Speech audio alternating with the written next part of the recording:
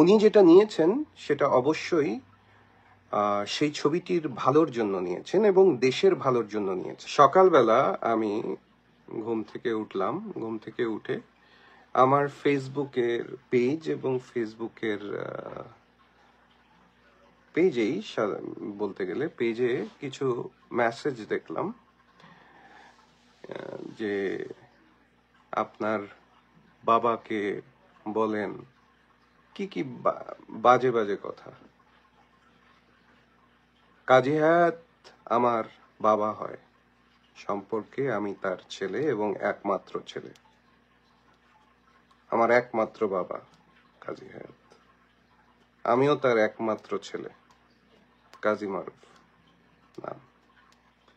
তো আমাকে যদি এরকম কথা বলা হয়, রাগ হওয়াটা তো স্বাভাবিক। তো আমাকে টেম্পটেড করার চেষ্টা করা হচ্ছে, আমি বুঝতে পারছি। আমাকে রাগানোর চেষ্টা করা হচ্ছে। রাগিয়েন না। আপনারা যারা রাগানোর চেষ্টা করছেন, রাগিয়েন না। এক নাম্বার এটা। 2, কাজী হায়াত এখন বাংলাদেশ সেন্সর বোর্ডের বা sensor certification board or something, নতুন নামকরণ কি আমি জানি না, ওটার মেম্বার। উনি যেটা সিদ্ধান্ত নিয়েছেন বা যেটা করেছেন সেটা ওনার ব্যাপার, আমার না। বা উনি যেটা নিয়েছেন সেটা অবশ্যই সেই ছবিটির ভালোর জন্য নিয়েছেন এবং দেশের ভালোর জন্য নিয়েছেন। কারণ দেশের মানুষ কি দেখবে এটা ওনারা নির্ধারণ করে দেন। অনেকেই লিখেছেন 10 বছর পুরনো গাড়ি কাজী হায়াতের। হ্যাঁ, কাজী হায়াত সৎ মানুষ, তো তাই 10 বছর পুরনো গাড়ি ব্যবহার করে। অনেকে লিখেছেন, অনেক কিছুই লিখেছেন। আরেকটা বিষয়ে দেখতে পাচ্ছি, মারুফের লোক আছে কি, মারুফের লোক। হ্যাঁ, আমার বাবা বলেছে মারুফেরও দর্শক আছে, বা আমি এখন বলি দর্শক ছিল এক সময়। এখনকার জেনারেশন আমার ছবি দেখে নাই, বা দেখলেও ওটা তারা পছন্দ করবে না।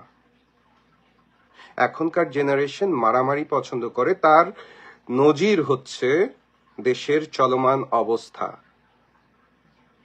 দেশে আসিয়ার মতো শিশুদের, এটা বলতেও খারাপ লাগে,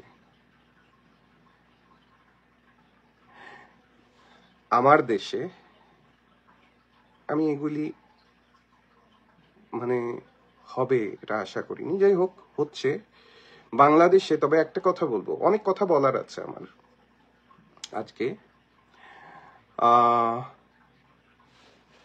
যারা সিনেমা বানান তাদের সেলফ সেন্সরশিপ বলে একটি জিনিস থাকা উচিত।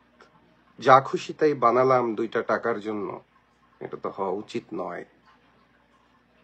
এখন কমেন্টে অনেকে অনেক কিছু বলবেন যে কাজী হায়াতেরও সিনেমাতে অনেক অশ্লীল বাক্য ছিল।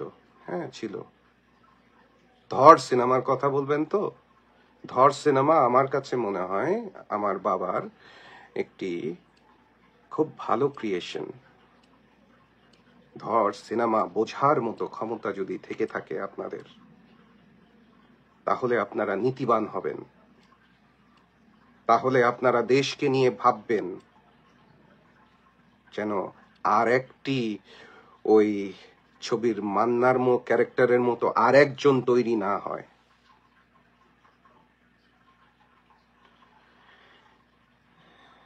এটা আপনাদের বোঝা উচিত। আমি এখানে মানে আর যারা আমাকে রাগানোর চেষ্টা করছেন, আমি তার নামও উচ্চারণ করব না এবং সেই ছবিরও নাম উচ্চারণ করব না। বিকজ আপনারা চান হয়তো, এখন তো নেগেটিভ পাবলিসিটি অনেক বিশাল একটি পাবলিসিটি। নেগেটিভ পাবলিসিটি করে আপনারা জিনিসটাকে পাবলিসাইজ করতে চান। করেন, ভালোভাবে করেন, ভালোভাবে করেন, পাবলিসিটিটা ভালোভাবে করেন। ঈদ চলে আসছে, পাবলিসিটি দরকার ছবির, জানি বুঝি আমি। বুঝি না যে তা না।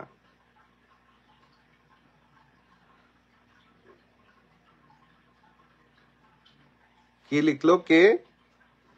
দুর্নীতিবাজদের জায়গা হবে না বাংলার মাটিতে, টাকা খেয়ে সিনেমা কর্তন বা বন্ধ করা যাবে, বাটপার হাটাও বাংলাদেশ বাঁচাও। হ্যাঁ, রিয়েলি রিয়েলি আসলেই সত্যি। টাকা খেয়ে সিনেমাকে কর্তন না, ওটা বন্ধ করে দেওয়া উচিত ছিল। টাকা খেয়ে না, আমার বাবা টাকা খায় না। টাকা খাইলে তো অনেক কিছু থাকতো। টাকাই যদি খাইতো আমার বাপ, আহারে অশিক্ষিত মূর্খের বাচ্চারা আপনারা। আপনারা শুধু শুধু আমার বাবাকে এনে এখানে শুধু শুধু তাকে দিয়ে প্রমোশনস করিয়েন না।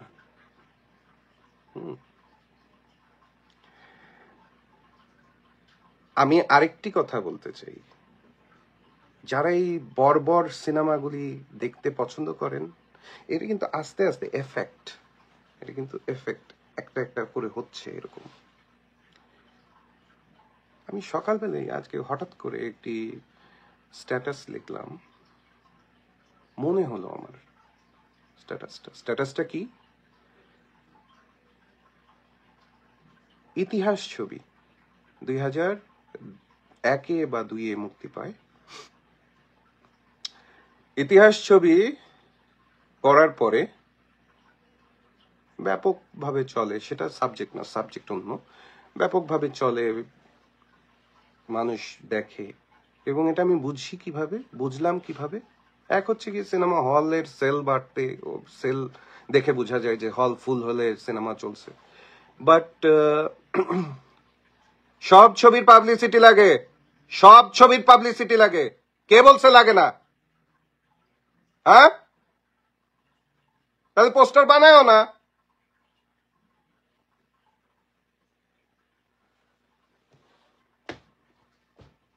শুনেন, সাকিবের সাথে সম্পর্ক ভালো আমার, আপনাদের কারণে এটা নষ্ট হতে দিয়েন না। নষ্ট হলে আমার কিছু যাবে আসবে না, আমার বাপেরও কিছু যাবে আসবে না, বা তারও কিছু যাবে আসবে না, তাই না?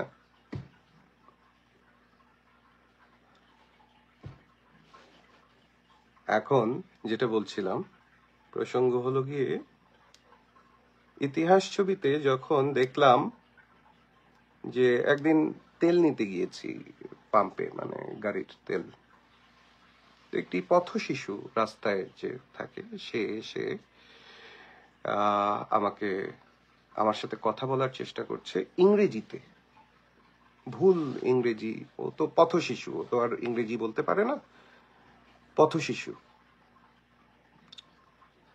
তো সেই বাচ্চাটা যখন আমার সাথে ইংরেজি বলার চেষ্টা করছে, তখন আমার মনে হলো যে ও মনে হয় আমার ছবিটা দেখেছে, আর মনে করেছে আমি ওই ছবিতে ইংরেজি কিছু ডায়লগ বলেছিলাম বিধায় ও এই আমার সাথে ইংরেজিতে কথা বলতে চেষ্টা করছে। এটা আমার তখন মনে হয়েছিল। ওর ক্লাস কি? ও পথ শিশু, মানে ও সিনেমাটা দেখেছে। সাল 2002, কিন্তু 2002 বা 2001, অনেক আগের কথা। তখন কিন্তু সিনেমা হলে সাধারণত ভালো মানুষ, মানে স্ট্যান্ডার্ড মানুষজন যেত না, কারণ সিনেমা হলে বসার ওরকম ভালো পরিবেশ ছিল না।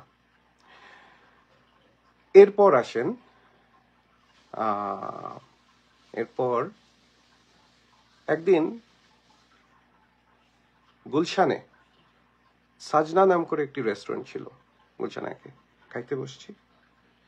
তো ওখানে হঠাৎ করে একজন এসে বলতেছে যে এরকম ভালো ভালো সিনেমা করবেন, আপনার ছবি দেখেছি। আমি বললাম জি ধন্যবাদ, আপনার মতো মানুষ দেখেছে ছবিটা, খুশি হলাম। বললো, তখন পরিচয় বললো উনি একজন ইঞ্জিনিয়ার।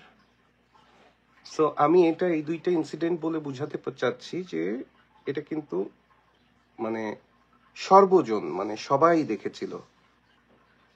ওই সময় ওই ছবিতে কুত্তার বাচ্চা বলেছিলাম।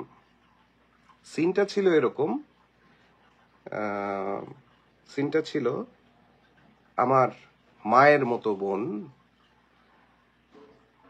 কোনো কারণে ঘর থেকে চলে আসি, ভিলেনের আস্তানায় থাকি। ওখানে একটা ওখানে আমাকে দেখতে এসেছিল এবং আমার কাছ থেকে শোনার পরে, বোনটি ছিল সাংবাদিক, শোনার পরে, ঘটনাটা শোনার পরে এটা পাবলিসাইজ করে, ওই মানে পত্রিকায় আসে। ওই পত্রিকার ঘটনাটা ভিলেন দেখে আমাকে ডেকে নেয় যে মারুফ। আমি বলি কি?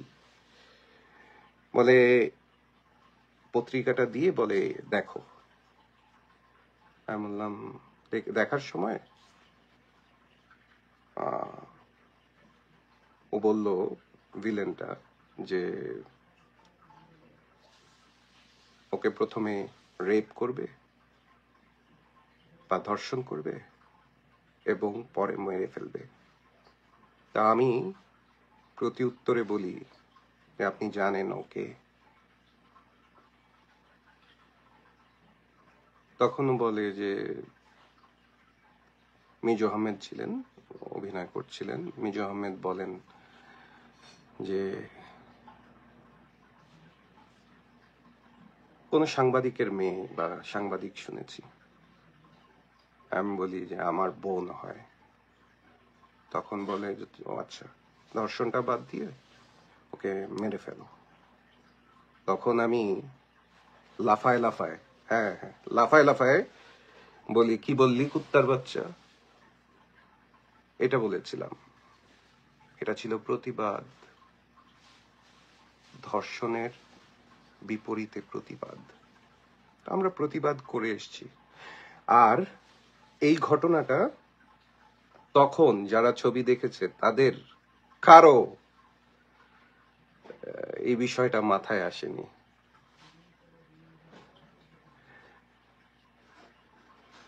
এই বিষয়টা কখনোই মাথায় আসেনি তাদের।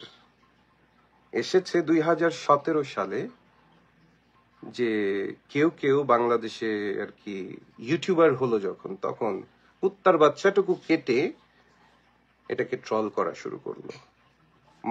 এটা বললাম বোঝানোর জন্য যে মানুষের অধপতনটা কিভাবে হচ্ছে কালের বিবর্তনে। যে বুঝতে পারছেন আপনারা? আপনারা কি বুঝতে পারছেন 2002-এ মানুষগুলা এই সিনেমাটাই দেখেছে, কেউ বলেনি। আজ 2017-তে বলল যে কুত্তার বাচ্চা গালি। ওকে, গালিটা কেন দিয়েছি সেটা দেখেনি। বা হয়তো তাদের বোন নেই, হয়তো তাদেরকে বোনদের রেপ করতে বললে তাদের বিবেক নাড়া দেয় না। এটাই তো বুঝতে হবে। আজ 2025, আপনারা অনেকেই বলেন যে আপনাদের সিনেমা দেখি না। দেখেন না, বানাই না। আপনারা দেখবেন বলে বানাই না। আমি চাই না। আমাকে একজন মেসেজ করেছে যে আপনার সিনেমা দেখি না। এখন দেখার দরকার নেই। তোমাদের মতো দর্শক আমি চাই না। তোমাদের মতো দর্শক আমার সিনেমা দেখবে এটা আমার জন্য লজ্জার। যারা বোঝেই না কিছু তারা দেখবে? নো, হতে পারে না, এটা হয় না। আর এখানে এই একটু আগে আপনাকে আবারও টেম্পটেড করার চেষ্টা করা হচ্ছে। একটু আগে লেখা হলো যে কি দালাল আমার বাপ। কি দালালি করেছে ভাই? কি দালালি করলো? 10টা ফেক আইডি থেকে ইয়ে না করে talk to me in front ভাবে সামনাসামনি কথা বলেন।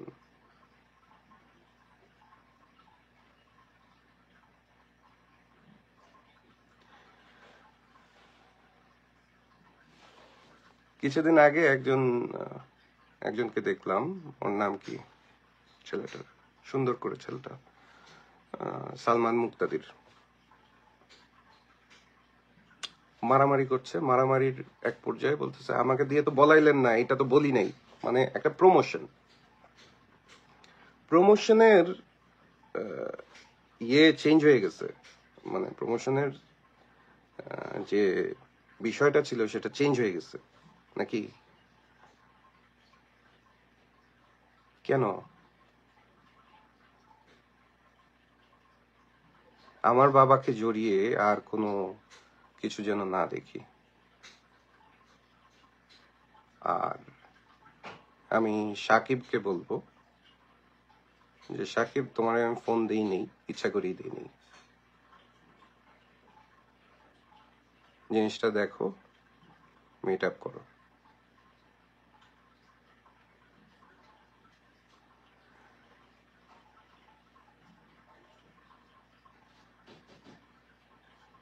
এটা কে? শামিমা আশা, শাম্মী আশা? তোমার তো কম দালালি করে নাই, মানে কি? কার দালালি? আমার দালালি কেন করবে? কে দালালটা? কে? কিসের দালালি? তোমরা কে? তোমরা কারা? তোমরা কারা বেসিক্যালি?